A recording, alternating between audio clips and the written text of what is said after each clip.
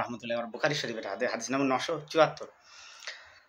হয়তো আনাস ইবনে মালিক রাদিয়াল্লাহু আনহু থেকে বর্ণিত, তিনি বলেন নবী করিম ইস্তিসকা ব্যতীত অন্য কোথাও দোয়ার মধ্যে হাত উঠাতেন না। তিনি হাত এতটুকু উপরে উঠাতেন যে তার বগলে শুভ্রতা দেখা যেত। হাদিস বুখারী।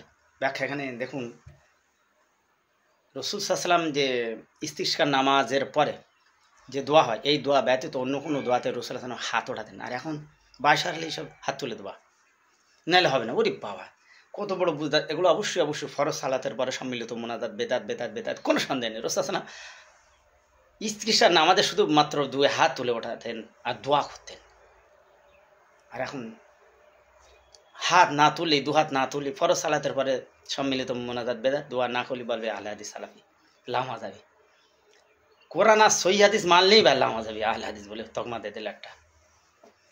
অবশ্যই মনে রাখা উচিত, যারা গেঁটিলে ঘরে সহিহ হাদিসের প্রতি বিশ্বৎকার করা, অবশ্যই তাদেরকে জবাবদিহি করা লাগবে।